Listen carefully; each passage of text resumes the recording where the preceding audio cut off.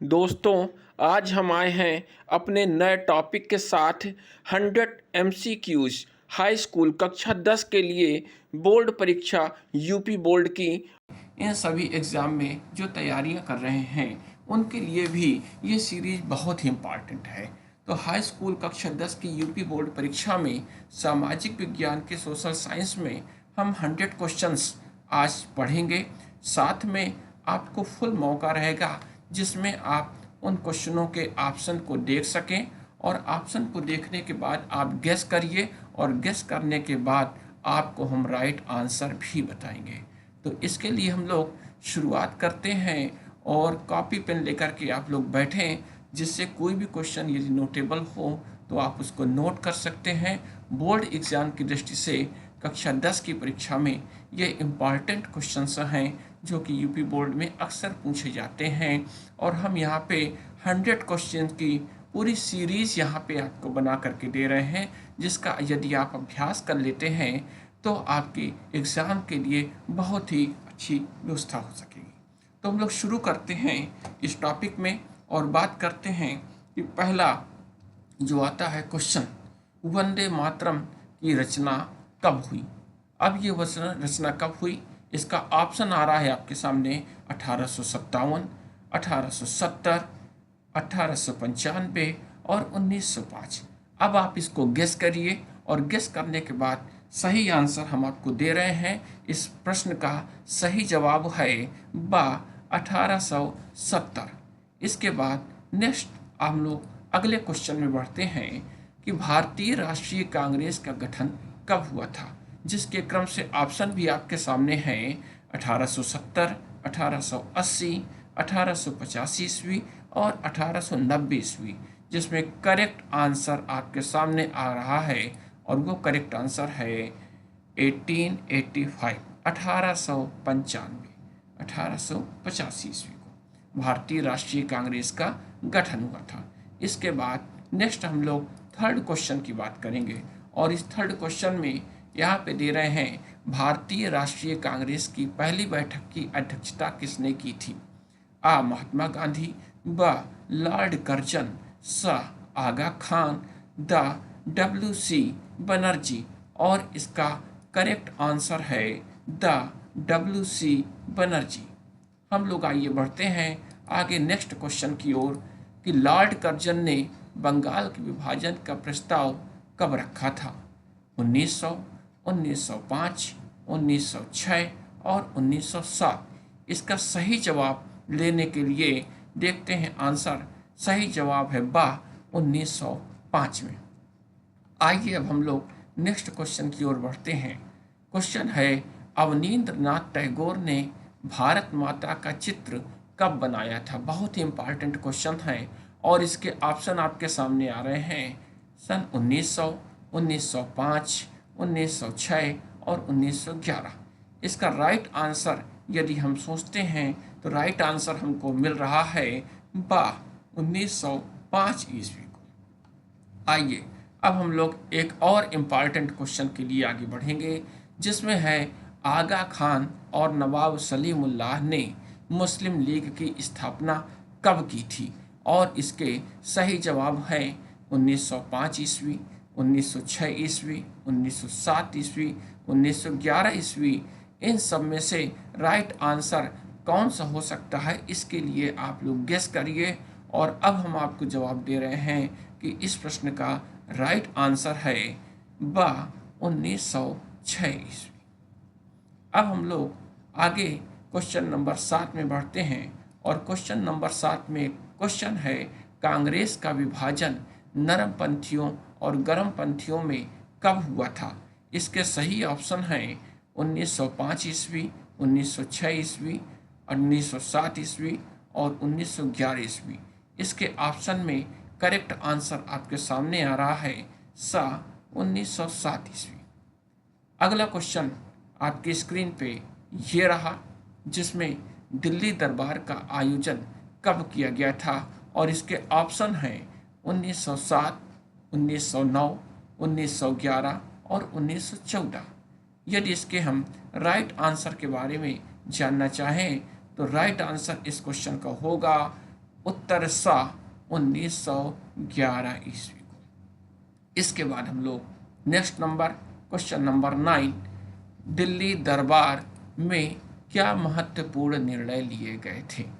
अब इसमें जो निर्णय लिए गए थे उसमें ऑप्शन जो हमारे सामने हैं वो ऑप्शन है कांग्रेस का विभाजन, मुस्लिम लीग की स्थापना, बंगाल विभाजन समाप्त किया गया और राजधानी स्थानांतरित की गई।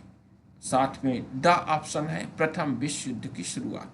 इसका यदि हम सही आंसर देखना चाहें तो सही आंसर है बंगाल विभाजन समाप्त किया गया और राजधानी कलकत्ता से दिल्ली स्थानांतरित की गई। नेक्स्ट क्वेश्चन हमारे सामने आ रहा है, प्रथम विश्व युद्ध कब शुरू हुआ। अब प्रथम विश्व युद्ध कब शुरू हुआ उसके लिए ऑप्शन है हमारे पास 1911 ईस्वी, 1914, 1915 और 1918 ईस्वी। इसका करेक्ट आंसर है बा 1914 ईस्वी। नेक्स्ट हम लोग देखते हैं महात्मा गांधी भारत कब लौटे थे।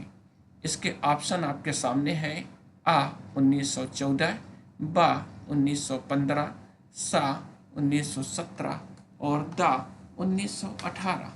इसका यदि सही आंसर हम लोग गेस करें तो करेक्ट आंसर इसका निकल करके सामने आ रहा है बा 1915। महात्मा गांधी भारत 1915 में वापस लौटे थे।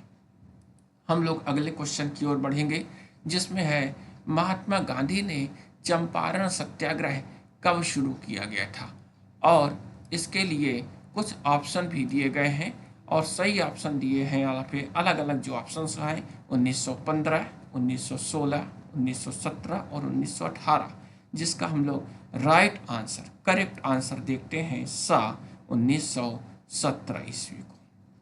क्वेश्चन नंबर 13 की बात करेंगे जिसमें खेड़ा जिले के किसानों के लिए महात्मा गांधी ने सत्याग्रह कब आयोजित किया थे। बहुत ही इंपॉर्टेंट क्वेश्चन है और मानचित्र के क्वेश्चन में भी ये पूछा जाता है। तो यहाँ पे इसके जो ऑप्शन आपके सामने दिए गए हैं 1915 ईस्वी, 1916, 1917 और 1918। इसका यदि हम लोग राइट आंसर देखते हैं तो इसका राइट आंसर है सा 1917 में सत्याग्रह आयोजित किया गया था। कहाँ आयोजित किया गया था? खेड़ा जिले में। Question number 14। अब इस क्वेश्चन में पूछा जा रहा है महात्मा गांधी ने अहमदाबाद में सूती कपड़ा मिल के कारीगरों के लिए सत्याग्रह कब शुरू किया गया था। अब इसके जो भी ऑप्शन हैं उसमें 1916, 1917, 1918, 1919। इसका यदि हम लोग राइट आंसर देखते हैं करेक्ट आंसर का जवाब है सा 1918 में। अगला क्वेश्चन नेक्स्ट है हमारा, प्रथम विश्व युद्ध कब समाप्त हुआ था। प्रथम विश्व युद्ध कब समाप्त हुआ था और इसके ऑप्शन हैं आपके सामने 1914, 1917, 1918 और 1920। इसका राइट आंसर देखते हैं सा 1918। प्रथम विश्व युद्ध कब समाप्त हुआ था? सन 1918 में। नेक्स्ट क्वेश्चन 16 है, ब्रिटिश सरकार ने रॉलेट एक्ट कब पारित किया था और इसके लिए हमारे पास ऑप्शन है 1918, 1919, 1920 और 1922। इसका सही जवाब है बा 1919 में। नेक्स्ट क्वेश्चन आपकी स्क्रीन पर आया जिसमें जलियांवाला बाग हत्याकांड कब हुआ था। इसके ऑप्शन हैं 6 अप्रैल 1919, 10 अप्रैल 1919, 13 अप्रैल 1919 और 19 अप्रैल 1919। इसका राइट आंसर देखते हैं तो सा 13 अप्रैल 1919 को जलियांवाला बाग हत्याकांड हुआ था। नेक्स्ट क्वेश्चन आपकी स्क्रीन पर जिसमें खिलाफत आंदोलन की शुरुआत कब और किसने की थी। इसके ऑप्शन है 1918 में महात्मा गांधी ने, 1919 में मोहम्मद अली और शौकत अली ने, सा 1920 में जवाहरलाल नेहरू ने और दा 1922 में सरदार वल्लभ भाई पटेल ने। इसका करेक्ट आंसर है 1919 में मोहम्मद अली और शौकत अली ने खिलाफत आंदोलन की शुरुआत की थी। नेक्स्ट क्वेश्चन, महात्मा गांधी ने असहयोग आंदोलन कब शुरू किया था? और इसके जो ऑप्शन हैं आपके सामने वो 1919, 1920, 1921 और 1922। इसका करेक्ट आंसर हम देखते हैं तो 1920 में महात्मा गांधी ने असहयोग आंदोलन शुरू किया था। नेक्स्ट क्वेश्चन, जिसमें महात्मा गांधी ने चौरी चौरा की घटना के बाद असहयोग आंदोलन कब वापस लिया था? और इसके ऑप्शन हैं 1920, 1921, 1922 और 1925। इसका करेक्ट आंसर है सा 1922 ईस्वी। नेक्स्ट क्वेश्चन, क्रांतिकारियों ने काकोरी में अंग्रेजों का खजाना ले जा रही ट्रेन को कब लूटा था? इसके ऑप्शन हैं 9 अगस्त 1922, 9 अगस्त 1924, 9 अगस्त 1925 और 9 अगस्त 1928। इसका करेक्ट आंसर है 9 अगस्त 1925, ऑप्शन नंबर सा। Next question, question number 22। इसमें साइमन कमीशन भारत कब आया था? इसके ऑप्शन है 1925, 1927, 1928 और 1929। इसका करेक्ट आंसर देखते हैं सा 1928 ईस्वी को साइमन कमीशन भारत आया था। क्वेश्चन नंबर 23, जिसमें भगत सिंह और बटुकेश्वर दत्त ने असेंबली में बम कब फेंका था?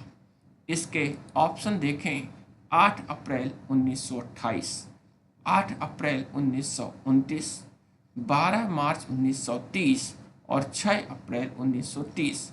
इसका करेक्ट आंसर है 8 अप्रैल 1929। नेक्स्ट क्वेश्चन में महात्मा गांधी ने साबरमती से दांडी तक मार्च कब शुरू किया था? इसके ऑप्शन हैं 6 अप्रैल 1930, 12 मार्च 1930, 23 मार्च 1931 और 5 मार्च 1931। इसका करेक्ट आंसर है 12 मार्च 1930 को। नेक्स्ट क्वेश्चन, महात्मा गांधी ने दांडी में नमक कानून तोड़कर सविनय अवज्ञा आंदोलन कब शुरू किया था? और ऑप्शन है 12 मार्च 1930, 6 अप्रैल 1930, 23 मार्च 1930 और 5 मार्च 1930। इसका करेक्ट आंसर है 6 अप्रैल 1930 में। नेक्स्ट क्वेश्चन की ओर आगे हम लोग बढ़ते हैं। डॉक्टर अंबेडकर ने अनुसूचित जातियों को डिप्रेस्ड क्लास एसोसिएशन में कब संगठित किया था? और इसके ऑप्शन हैं 1928, 1929, 1930 और 1931। जिसका करेक्ट आंसर है सा 1930 ईस्वी को। क्वेश्चन नंबर 27, भगत सिंह और सुखदेव और राजगुरु को कब फांसी दी गई थी? इसके लिए हमारे सामने ऑप्शन है 12 मार्च 1930, 6 अप्रैल 1930, 23 मार्च 1931 और 5 मार्च 1931। जिसका राइट आंसर हमारे सामने है सा 23 मार्च 1931। इस प्रकार हम लोग इम्पॉर्टेंट क्वेश्चन क्लास। हमारा नेक्स्ट क्वेश्चन है गांधी इरविन समझौता कब हुआ था? और इसके ऑप्शन हैं 1930, 1931, 1932 और 1933। इसका करेक्ट आंसर है बा 1931 ईस्वी। नेक्स्ट क्वेश्चन की ओर आगे बढ़ते हैं हम लोग, और इसमें है महात्मा गांधी और डॉक्टर अंबेडकर के बीच पूना पैक्ट पर कब हस्ताक्षर किए गए। इसके ऑप्शन हैं आ 1931, बा 1932, सा 1933 और दा 1935, जिसका करेक्ट आंसर है बा 1932। 32 में पूना पैक्ट किया गया।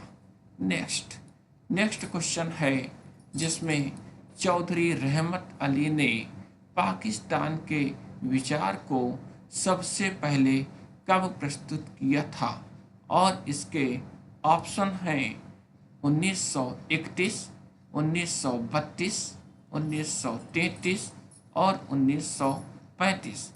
इसका राइट आंसर है सा 1933 ईस्वी को। नेक्स्ट हम लोग अगले क्वेश्चन की ओर बढ़ते हैं, जिसमें दिया गया है क्वेश्चन भारत सरकार अधिनियम कब पारित किया गया था, और इसके लिए ऑप्शन है 1933, 1935, 1939 और 1940, जिसका करेक्ट आंसर है बा 1935 ईस्वी को।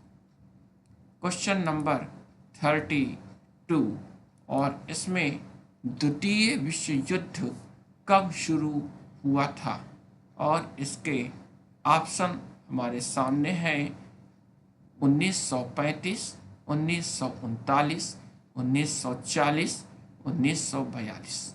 द्वितीय विश्व युद्ध कब शुरू हुआ था, इसका करेक्ट आंसर है बा 1939 में।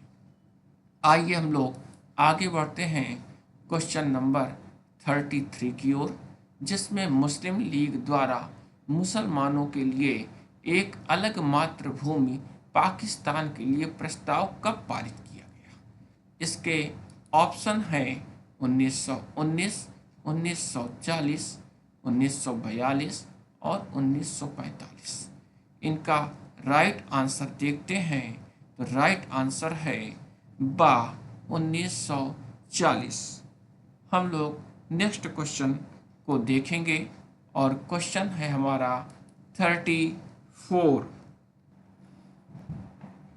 तो दोस्तों क्वेश्चन है हम लोगों का 34, और इस क्वेश्चन में महात्मा गांधी ने करो या मरो का नारा किस आंदोलन के दौरान दिया था, जिसके ऑप्शन हैं असहयोग आंदोलन, सविनय अवज्ञा आंदोलन, खिलाफत आंदोलन और भारत छोड़ो आंदोलन, जिसका करेक्ट आंसर है भारत छोड़ो आंदोलन। Question number 35, cabinet mission Bharat कब आया था, और इसके लिए ऑप्शन दिए गए हैं। ऑप्शन नंबर आ 1942, ऑप्शन बा 1945, ऑप्शन सा 1946 और ऑप्शन दा 1947।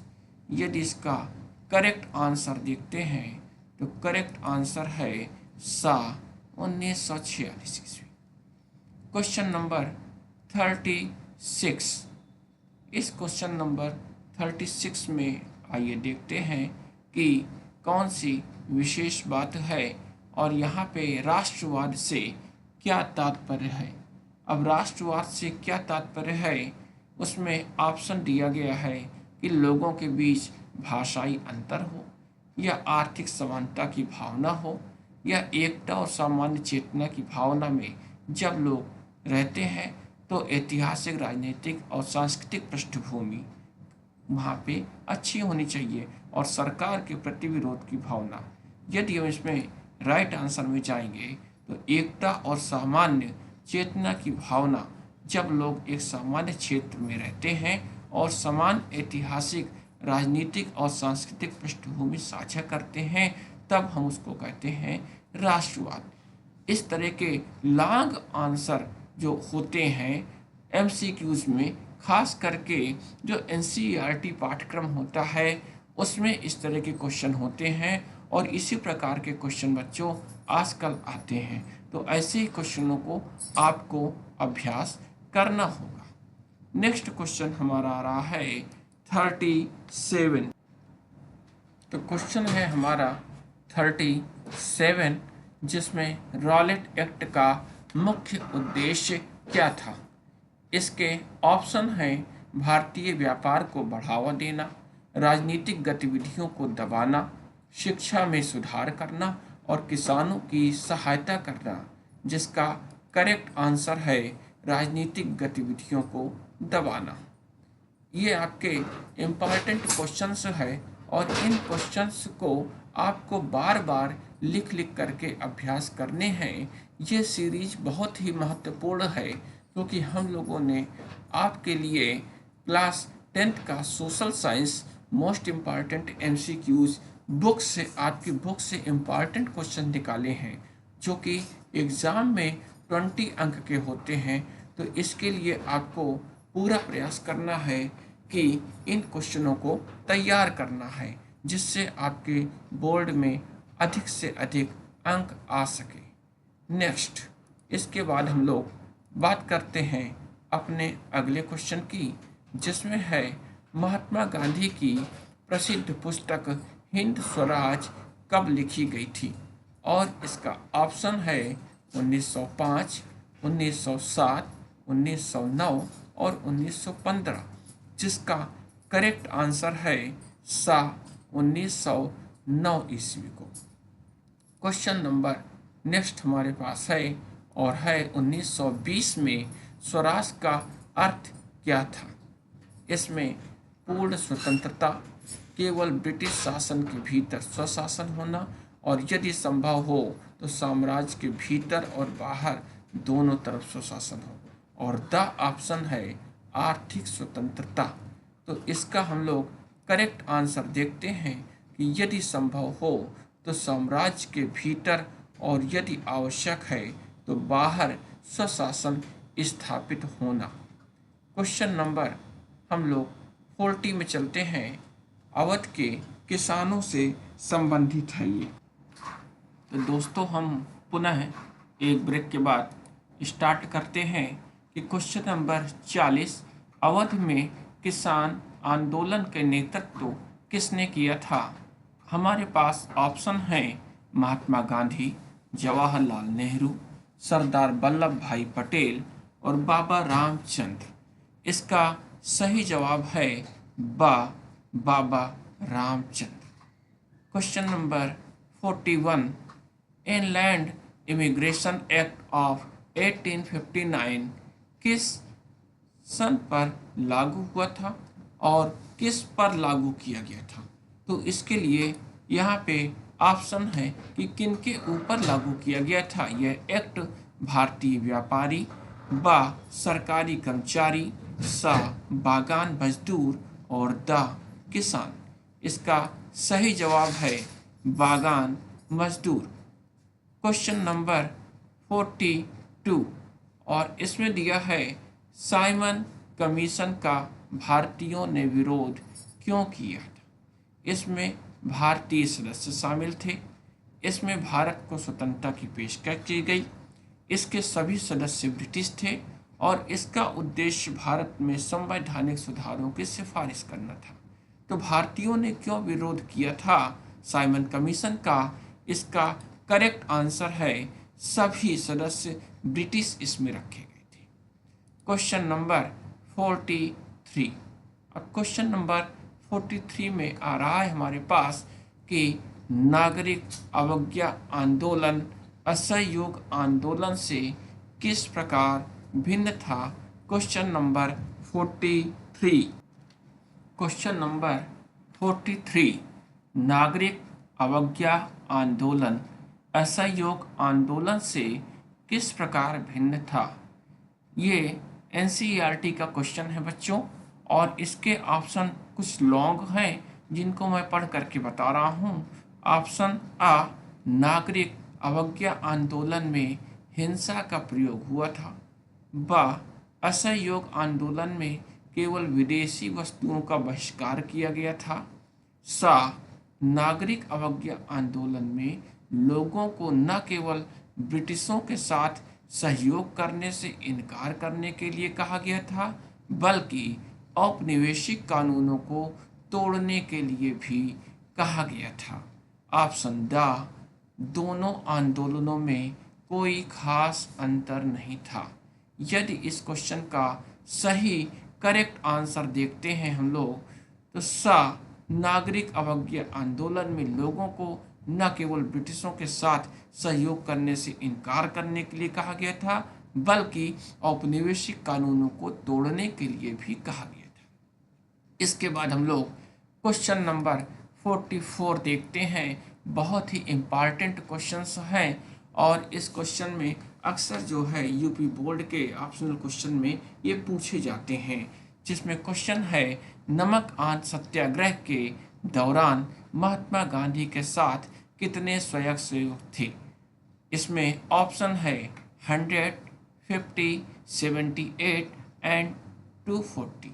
इसका करेक्ट आंसर है 78। 78 स्वयंसेवक महात्मा गांधी के साथ थे जब नमक सत्याग्रह हुआ था।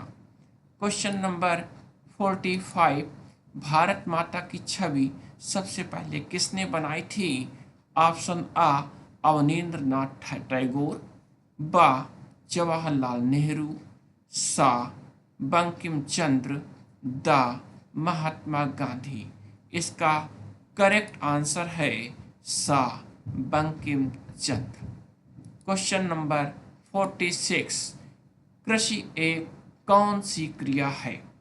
द्वितीय क्रिया, तृतीय क्रिया, प्राथमिक क्रिया या चतुर्थक क्रिया। इसका करेक्ट आंसर है सा प्राथमिक क्रिया। क्वेश्चन नंबर 47 बच्चों हम देखते हैं, किस कृषि प्रणाली में किसान अपने परिवार का पोषण करने के लिए उत्पादन करता है। इसके ऑप्शन आ गहन कृषि, बा वाणिज्यिक कृषि, सा रोपण कृषि और दा प्रारंभिक जीविका निर्वाह कृषि। इसका करेक्ट आंसर है दा प्रारंभिक जीविका निर्वाह कृषि। क्वेश्चन नंबर 48, किसान जंगल की भूमि के टुकड़े को साफ करके पेड़ काट कर जलाते हैं, परिवार के जीविका निर्वाह के लिए खेती करते हैं और उस जमीन की उर्वरता कम होने के बाद किसी और जमीन के टुकड़े को साफ करके खेती करते हैं। इस प्रणाली को क्या कहते हैं। एनसीईआरटी का क्वेश्चन है बच्चों, बहुत ही इम्पॉर्टेंट है और इसके ऑप्शन है आ गहन निर्वाह कृषि, बा वाणिज्यिक कृषि, सा कर्तन दहन प्रणाली या स्थानांतरित कृषि और द है रोपण कृषि। इस क्वेश्चन का करेक्ट आंसर है सा कर्तन दहन प्रणाली, जिसको हम स्थानांतरित कृषि के नाम से भी जानते हैं। इसके बाद क्वेश्चन नंबर 49, भारत में कितनी शस्य ऋतुएं हैं। 2, 3, 4 और 5। इसका करेक्ट आंसर है बा 3। भारत में 3 शस्य ऋतुएं हैं कृषि के लिए। यहाँ पे शस्य का यहाँ पे फसल से मतलब होता है। नेक्स्ट क्वेश्चन नंबर 50, रबी फसलें कब बोई जाती हैं। बहुत ही आसान क्वेश्चन है बच्चों, इसका तो आप ही स्वयं गेस लगा सकते हैं। रबी फसलें कब बोई जाती हैं। आ ऑप्शन जून जुलाई, बा ऑप्शन अक्टूबर से दिसंबर के मध्य, सा अप्रैल से जून के मध्य और दा साल भर। इसका करेक्ट आंसर है बा अक्टूबर से दिसंबर के मध्य। इस प्रकार बच्चों हम लोगों ने 50 क्वेश्चंस देखे और इन 50 क्वेश्चन में सोशल साइंस कक्षा 10 की सोशल साइंस के मोस्ट इम्पॉर्टेंट क्वेश्चन देख रहे हैं, जो बोर्ड एग्जाम में 20 अंक के आपके एमसीक्यूज आते हैं। इसी श्रृंखला में अब हम आगे बढ़ेंगे अपने अगले पड़ाव के लिए क्योंकि हम लोगों ने 100 क्वेश्चनों की तैयारी की है, जिसके आधार पे हम इम्पॉर्टेंट क्वेश्चनों को देखेंगे और आपके लिए बहुत ही इम्पॉर्टेंट हैं। तो हम लोग अगले पड़ाव में चलते हैं और देखते हैं क्वेश्चन नंबर 51। इनमें से कौन सी मुख्य रबी फसल है? चावल, मक्का, गेहूं, कपास। इसका करेक्ट आंसर है बच्चों सा, गेहूं। Question number 52। खरीफ फसलें कब काटी जाती हैं? आ, अप्रैल से जून के मध्य, बा, सितंबर अक्टूबर में, सा, मार्च एंड अप्रैल में, दा, दिसंबर एंड जनवरी में। इसका करेक्ट आंसर देखते हैं। इसका करेक्ट आंसर है बा, सितंबर से अक्टूबर के बीच में। सितंबर अक्टूबर में कौन सी फसल काटी जाएंगी? खरीफ की फसल काटी जाएगी। Next question 53। इनमें से कौन सी मुख्य खरीफ फसल है? गेहूं, जौ, मटर, चावल। बहुत ही इजी क्वेश्चन है बच्चों। गेस लगाइए कौन सी मुख्य खरीफ फसल है? इसका करेक्ट आंसर है दा, चावल। Question number 54। रबी और खरीफ फसल ऋतुओं के बीच ग्रीष्म ऋतु में बोई जाने वाली फसल को क्या कहा जाता है? आ, रबी, बा, खरीफ, सा, जायद, दा, नकदी फसल। इसका करेक्ट आंसर है सा, जायद की फसल। Question number 55। दुनिया में चावल का दूसरा सबसे बड़ा उत्पादक देश कौन सा है? इसके ऑप्शन हैं आ, चीन, बा, भारत, सा, अमेरिका, दा, इंडोनेशिया। और सही जवाब हम लोग देखते हैं बा, भारत। चावल का दूसरा सबसे बड़ा उत्पादक देश हमारा भारत। Question number 56। धान की खेती के लिए कितना तापमान अपेक्षित है? ऑप्शन आ, 15 डिग्री सेल्सियस से ऊपर, बा, 20 डिग्री सेल्सियस से ऊपर, सा, 25 डिग्री सेल्सियस से ऊपर, दा, 30 डिग्री सेल्सियस से ऊपर। और इसका करेक्ट आंसर है सा, 25 डिग्री सेल्सियस से ऊपर होना चाहिए। Question number 57। गेहूं की खेती के लिए वार्षिक वर्षा कितनी होनी चाहिए? इसके लिए ऑप्शन आ, 100 से 150 सेंटीमीटर, बा, 50 से 75 सेंटीमीटर, सा, 25 से 50 सेंटीमीटर और दा, 150 से 200 सेंटीमीटर।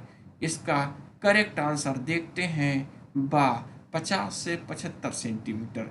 बच्चों, इस सीरीज की खास बात क्या है, आप इसको ऑडियो फॉर्म में भी सुन सकते हैं, जिससे आपको क्वेश्चन भी पता चलेंगे, उसके ऑप्शन भी पता चलेंगे और करेक्ट आंसर भी पता चलेंगे। तो आप वीडियो के साथ साथ आप ऑडियो फॉर्म में भी आप इसको सुन सकते हैं। कोई भी काम करते हुए अपना आवश्यक काम करते रहिए और इसको ऑडियो सुनते रहिए, तो भी आपको उतना ही फायदा है, क्योंकि यहाँ क्वेश्चन आंसर विथ ऑप्शन आपको मिल रहा है। नेक्स्ट क्वेश्चन की ओर हम लोग चलते हैं 58। इनमें से कौन सा महत्वपूर्ण मोटा अनाज नहीं है? ऑप्शन आ, ज्वार, बा, बाजरा, सा, रागी, दा, चावल। इसका करेक्ट आंसर है दा, चावल। Question number 59। बाजरा के मुख्य उत्पादक राज्य कौन से हैं? आ, कर्नाटक, हिमाचल प्रदेश, बा, असम, पश्चिम बंगाल, सा, राजस्थान, उत्तर प्रदेश और दा, केरल, तमिलनाडु। इसका करेक्ट आंसर है सा, राजस्थान, उत्तर प्रदेश। इन दो राज्यों में बाजरा का उत्पादन होता है। Question number 60। मक्का किस प्रकार की फसल है? ऑप्शन आ, रबी, ऑप्शन बा, खरीफ, ऑप्शन सा जायद और ऑप्शन द नकदी। इसका करेक्ट आंसर है ऑप्शन बा खरीफ की फसल है। Question number 61। भारत विश्व में दाल का सबसे बड़ा उत्पादक होने के साथ साथ और क्या है? ऑप्शन आ सबसे बड़ा निर्यातक, सबसे बड़ा आयातक, सबसे बड़ा उपभोक्ता और सबसे बड़ा प्रसंस्करक। इनमें से कौन सा ऑप्शन सही है? तो देखते हैं हम लोग। करेक्ट आंसर ऑप्शन सा सबसे बड़ा उपभोक्ता दाल के लिए है। इसके बाद क्वेश्चन नंबर 62। ब्राजील के बाद भारत गन्ने का दूसरा सबसे बड़ा उत्पादक है। गन्ने के लिए आवश्यक तापमान की सीमा क्या है? ऑप्शन आ 15 डिग्री सेंटीग्रेड से 20 डिग्री सेंटीग्रेड, बा 21 डिग्री सेंटीग्रेड से 27 डिग्री सेंटीग्रेड, सा 28 डिग्री सेंटीग्रेड से 35 डिग्री सेंटीग्रेड और द 10 डिग्री सेंटीग्रेड से 15 डिग्री सेंटीग्रेड। इसका सही जवाब देखते हैं तो बा 21 डिग्री सेंटीग्रेड से 27 डिग्री सेंटीग्रेड। Question number 63। 2020 में दुनिया में चाय उत्पादन में भारत का क्या स्थान था? इसमें ऑप्शन हम देखते हैं। आ पहला, बा दूसरा, सा तीसरा और दा चौथा। तो इसके लिए सही जवाब है दूसरा स्थान। 2020 में दुनिया में चाय उत्पादन में भारत का दूसरा स्थान था। Question number 64। भारत में सबसे पहले यमन से अरेबिका किस्म की कॉफी को कहाँ उगाया गया था? ऑप्शन आ नीलगिरी पहाड़ियाँ, ऑप्शन बा अन्नामलाई पहाड़ियाँ, ऑप्शन सा बाबा बूदन पहाड़ियाँ और द अरावली पहाड़ियाँ। जिसका करेक्ट आंसर है सा बाबा बूदन पहाड़ियाँ। Question number 65। सन 2017 में भारत का विश्व में फलों और सब्जियों के उत्पादन में कौन सा स्थान था? पहला, दूसरा, तीसरा और चौथा। इनमें से सही जवाब है बा दूसरा स्थान। Question number 66। रबड़ भूमध्य रेखीय क्षेत्र की फसल है। इसे कितने सेंटीमीटर से अधिक वर्षा की आवश्यकता होती है? इसके ऑप्शन आपके सामने हैं। आ 100 सेंटीमीटर, बा 150 सेंटीमीटर, सा 200 सेंटीमीटर और दा 250 सेंटीमीटर।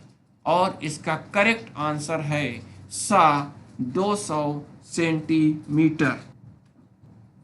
नेक्स्ट आइए देखते हैं हम लोग क्वेश्चन नंबर 67। कपास उत्पादन में भारत का विश्व में 2017 में कौन सा स्थान था? और इसके ऑप्शन है। आ पहला, बा दूसरा, सा तीसरा, दा चौथा। इसका करेक्ट आंसर है बा दूसरा स्थान। Next question 68। काली मिट्टी किस फसल के उत्पादन के लिए उपयुक्त मानी जाती है? इसके ऑप्शन आ चावल, बा गेहूं, सा गन्ना और दा कपास।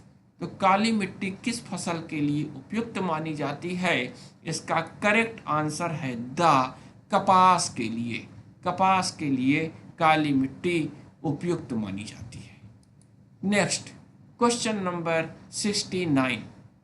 भूमि की उत्पादन क्षमता बढ़ाने के लिए भूमि के किसी टुकड़े पर फसलें बदल बदल कर बोना क्या कहलाता है? ऑप्शन आ गहन कृषि, ऑप्शन बा रोपण कृषि, ऑप्शन सा शस्यावर्तन और ऑप्शन ड वाणिज्यिक कृषि। इसका करेक्ट आंसर है सा शस्यावर्तन, इसका मतलब फसलों को बदल बदल करके बोया जाता है, शस्यावर्तन कहलाता है। क्वेश्चन नंबर 70, हरित क्रांति का मुख्य उद्देश्य क्या था? ऑप्शन आ दूध उत्पादन बढ़ाना, ऑप्शन बा जैव विविधता का संरक्षण, ऑप्शन सा खाद्य फसलों विशेषकर गेहूं के उत्पादन में क्रांतिकारी वृद्धि, और ऑप्शन दा रासायनिक उर्वरकों का उपयोग कम करना। तो दोस्तों हरित क्रांति का क्या मुख्य उद्देश्य था? इन ऑप्शन में करेक्ट ऑप्शन है ऑप्शन सा खाद्य फसलों विशेषकर गेहूं के उत्पादन में क्रांतिकारी वृद्धि करना। क्वेश्चन नंबर 71, श्वेत क्रांति किससे संबंधित है? इसका ऑप्शन आ गेहूं उत्पादन, बा चावल उत्पादन, सा दुग्ध उत्पादन, और दा मत्स्य पालन। सही करेक्ट आंसर है सा दुग्ध का उत्पादन। क्वेश्चन नंबर 72, भारत की लगभग कितनी आबादी अपनी आजीविका के लिए कृषि पर सीधे निर्भर करती है? ऑप्शन आ 1/4, ऑप्शन बा 1/3, ऑप्शन सा 2/3, और ऑप्शन दा है 3/4, जिसका करेक्ट आंसर है ऑप्शन सा 2/3 जनसंख्या। क्वेश्चन नंबर 73, इनमें से कौन सा भारतीय कृषि की विशेषता नहीं है? जिसके ऑप्शन है आ किसानों के पास जमीन का एक छोटा सा टुकड़ा होता है, ऑप्शन बा किसान मुख्य रूप से मानसून की बारिश पर निर्भर रहते हैं, ऑप्शन सा विभिन्न प्रकार की कृषि गतिविधियों में पशु महत्वपूर्ण भूमिका निभाते हैं, और ऑप्शन दा कृषि मुख्य रूप से निर्यात के लिए की जाती है। तो इनमें से कौन सी विशेषता नहीं है? इसका करेक्ट आंसर है ऑप्शन दा कृषि मुख्य रूप से निर्यात के लिए की जाती है। ये भारतीय कृषि की विशेषता नहीं है। नेक्स्ट क्वेश्चन, क्वेश्चन नंबर 74, खनिज क्या है? बहुत ही इजी क्वेश्चन है और इसका जवाब आप सबको आता होगा। ट्राई करिए। इसका ऑप्शन देखते हैं। ऑप्शन आ केवल कार्बनिक पदार्थ, बा केवल कठोर पदार्थ, ऑप्शन सा एक अकार्बनिक पदार्थ जिसमें कठोरता, रंग और निश्चित आकार होता है, ऑप्शन दा ऊर्जा का स्रोत। इसका सही जवाब है एक ऐसा अकार्बनिक पदार्थ जिसमें कठोरता, रंग और निश्चित आकार होता है, उसको खनिज कहा जाता है। क्वेश्चन नंबर 75, आग्नेय और कायांतरित चट्टानों में खनिज किस रूप में मिलते हैं? इसके लिए ऑप्शन आ परतों के रूप में, ऑप्शन बा दरारों, जोड़ों, भ्रंशों व विद्रों में, सा जलोढ़ जमाव के रूप में, दा महासागरीय जल के रूप में। इसमें करेक्ट आंसर है बा दरारों, जोड़ों, भ्रंशों और विद्रों में।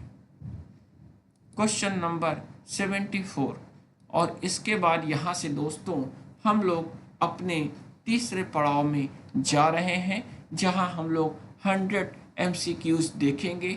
20 क्वेश्चंस बोर्ड एग्जाम में क्लास 10th में आते हैं सोशल साइंस में, और इसके लिए पूरी बुक से हम लोग ने इम्पॉर्टेंट क्वेश्चंस आपके सामने रखे हैं। तो हम लोग तीसरे पड़ाव में अब हम लोग आगे के क्वेश्चनों की बात करेंगे, जिसमें आ रहा है क्वेश्चन नंबर 76, खनिजों का वर्गीकरण किस आधार पर किया जाता है? ऑप्शन आ स्वाद और गंध, ऑप्शन बा रंग, चमक, कठोरता, घनत्व तथा क्रिस्टल, ऑप्शन सा उपयोगिता और कीमत, ऑप्शन दा आकार और वजन। इसका करेक्ट आंसर है बा ऑप्शन रंग, चमक, कठोरता, घनत्व और क्रिस्टल। इस आधार पे खनिजों का वर्गीकरण किया जाता है। क्वेश्चन नंबर 77, इनमें से कौन सा धात्विक खनिज नहीं है? आ लौह अयस्क, बा तांबा, सा सोना, द अभ्रक, जिसका करेक्ट आंसर है द अभ्रक। क्वेश्चन नंबर 78, लौह अयस्क को क्या माना जाता है? आ द्वितीयक खनिज, बा आधारभूत खनिज तथा औद्योगिक विकास की रीढ़, सा बहुमूल्य खनिज, द ऊर्जा खनिज, जिसका करेक्ट ऑप्शन है आधारभूत खनिज तथा औद्योगिक विकास की रीढ़। क्वेश्चन नंबर 79, उच्च कोटि का लौह अयस्क जिसमें 70% लौह अंश होता है उसे क्या कहते हैं? आ हेमेटाइट, बा मैग्नेटाइट, सा लिग्नाइट, द बॉक्साइट, जिसका करेक्ट आंसर है बा मैग्नेटाइट। क्वेश्चन नंबर 80, 1 टन इस्पात बनाने में लगभग कितने किलोग्राम मैग्नीज की आवश्यकता होती है? ऑप्शन आ 1 किलोग्राम, बा 5 किलोग्राम, सा 10 किलोग्राम और द 20 किलोग्राम। इसका सही जवाब है सा 10 किलोग्राम। 1 टन इस्पात बनाने में 10 किलोग्राम मैग्नीज की आवश्यकता होती है। आंसर नंबर, अब क्वेश्चन में जाते हैं हम लोग 81 में, जिसमें मध्य प्रदेश की कौन सी खदानें देश का लगभग 52% तांबा उत्पन्न करती हैं? ऑप्शन आ कोडरमा, बा नेल्लौर, सा बालाघाट, द अजमेर, जिसका करेक्ट आंसर है सा बालाघाट। क्वेश्चन नंबर 82, एल्यूमिनियम किस अयस्क से प्राप्त होता है? आ मैग्नेटाइट, बा हेमेटाइट, सा तांबा, द बॉक्साइट, जिसका करेक्ट आंसर है द बॉक्साइट। क्वेश्चन नंबर 83, अभ्रक के निक्षेपों का एक प्रमुख क्षेत्र कौन सा है? आ बेलारी, बा छोटा नागपुर पठार का उत्तरी पठारी किनारा, सा मुंबई हाई, द नेवेली, और इसका सही जवाब है बा छोटा नागपुर पठार के उत्तरी पठारी किनारे। नेक्स्ट क्वेश्चन, क्वेश्चन नंबर 84, चूना पत्थर किस उद्योग का एक आधारभूत कच्चा माल है? इसमें ऑप्शन है ऑटोमोबाइल, इलेक्ट्रॉनिक्स, वस्त्र उद्योग और सीमेंट उद्योग, जिसका करेक्ट आंसर है द सीमेंट उद्योग। नेक्स्ट क्वेश्चन, क्वेश्चन नंबर 85, खनिजों के निर्माण में लगभग कितने वर्ष लग जाते हैं? इसके ऑप्शन आ हजारों वर्ष, बा लाखों वर्ष, सा करोड़ों वर्ष, द अरबों वर्ष, और इसका करेक्ट आंसर है बा लाखों वर्ष। क्वेश्चन नंबर 86, इनमें से कौन सा परंपरागत ऊर्जा का स्रोत नहीं है? ऑप्शन आ कोयला, बा पेट्रोलियम, सा जल विद्युत, द सौर ऊर्जा, और इसका करेक्ट आंसर है द सौर ऊर्जा। नेक्स्ट क्वेश्चन 87, भारत में कोयला कितने प्रमुख भूगर्भिक युगों के शैल क्रम में पाया जाता है? 1, 2, 3 या 4, जिसका करेक्ट आंसर है बा 2। क्वेश्चन नंबर 88, भारत का कितना प्रतिशत पेट्रोलियम मुंबई हाई से निकलता है? इसका ऑप्शन आ 13%, बा 18%, सा 63% और द 75%, जिसका करेक्ट आंसर है सा 63%। इसके बाद क्वेश्चन नंबर 89, कार्बन डाइऑक्साइड के कम उत्सर्जन के कारण किस ऊर्जा स्रोत को पर्यावरण अनुकूल माना जाता है? इसके ऑप्शन हैं आ कोयला, बा पेट्रोलियम, सा प्राकृतिक गैस, दा परमाणु ऊर्जा, जिसके लिए करेक्ट आंसर है सा प्राकृतिक गैस। क्वेश्चन नंबर 90, भारत में विद्युत मुख्यतः कितने प्रकार से उत्पन्न की जाती है? आ एक प्रकार से, बा दो प्रकार, सा तीन और दा चार, जिसका करेक्ट आंसर है बा दो प्रकार से विद्युत उत्पन्न की जाती है, एक हाइड्रो पावर और एक thermal power. Next question, question number 91, परमाणु और आणविक ऊर्जा अणुओं की संरचना को बदलने से प्राप्त की जाती है। इसके उत्पादन में किन खनिजों का प्रयोग किया जाता है? ऑप्शन आ कोयला और पेट्रोलियम, बा यूरेनियम और थोरियम, सा बॉक्साइट और तांबा, दा मैग्नीज और निकल, जिसका करेक्ट ऑप्शन है बा यूरेनियम और थोरियम। क्वेश्चन नंबर 92, भारत में सौर ऊर्जा का भविष्य उज्जवल क्यों है? ऑप्शन आ यह महंगा स्रोत है, बा यह प्रदूषण पैदा करता है, सा भारत एक उष्णकटिबंधीय देश है और यह प्रदूषण रहित ऊर्जा संसाधन है, दा यह केवल बड़े उद्योगों के लिए उपयोगी है। इस सवाल का सही जवाब है सा भारत एक उष्णकटिबंधीय देश है और यह प्रदूषण रहित ऊर्जा संसाधन है। क्वेश्चन नंबर 93, भारत में पवन ऊर्जा फार्म की विशालतम पेटी किस राज्य में अवस्थित है? ऑप्शन आ गुजरात, बा महाराष्ट्र, सा तमिलनाडु, दा कर्नाटक, जिसका करेक्ट आंसर है सा तमिलनाडु। क्वेश्चन नंबर 94, घास फूस, कृषि कचरा, जानवर तथा मानव अपशिष्ट पदार्थों से प्राप्त ऊर्जा को क्या कहते हैं? ऑप्शन आ सौर ऊर्जा, बा पवन ऊर्जा, सा भूतापीय ऊर्जा और दा बायोगैस, जिसका करेक्ट आंसर है दा बायोगैस। क्वेश्चन नंबर 95, भारत को वैश्विक वर्षा का लगभग कितना प्रतिशत प्राप्त होता है? ऑप्शन आ 1%, ऑप्शन बा 2%, सा 4%, दा 6%, और जिसका करेक्ट आंसर है सा 4%। क्वेश्चन नंबर 96, 2025 तक भारत के बड़े हिस्से किस प्रकार के देशों या क्षेत्रों में शामिल होने की आशंका व्यक्त की जाती है? नंबर आ अत्यधिक औद्योगिक क्षेत्र, बा पानी की कमी वाले देश या क्षेत्र, सा कृषि प्रधान क्षेत्र और दा शहरीकृत क्षेत्र। तो अब इसका करेक्ट आंसर है पानी की कमी वाले देश या क्षेत्र।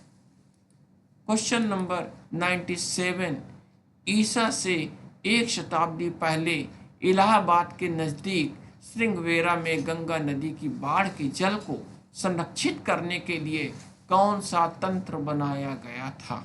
ऑप्शन आ नहर प्रणाली, बा एक उत्कृष्ट जल संग्रहण तंत्र, सा एक बड़ा बांध, दा कुओं की श्रृंखला, और इसका सही करेक्ट आंसर है बा एक उत्कृष्ट जल संग्रहण तंत्र।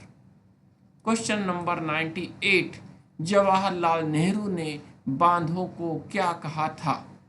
ऑप्शन आ भारतीय अर्थव्यवस्था की बाधा, बा पर्यावरणीय समस्या, सा आधुनिक भारत के मंदिर और दा जल संकट का कारण, जिसका करेक्ट आंसर है सा आधुनिक भारत के मंदिर।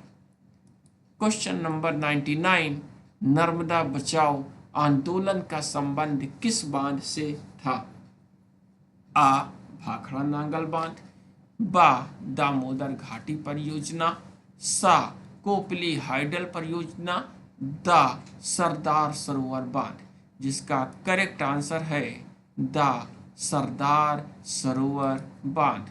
और हमारा इस सीरीज का लास्ट क्वेश्चन है 100 नंबर का क्वेश्चन। वर्षा का पानी जो भूमिगत टैंकों में जमा होता है और पीने योग्य होता है उसे राजस्थान में क्या कहा जाता है?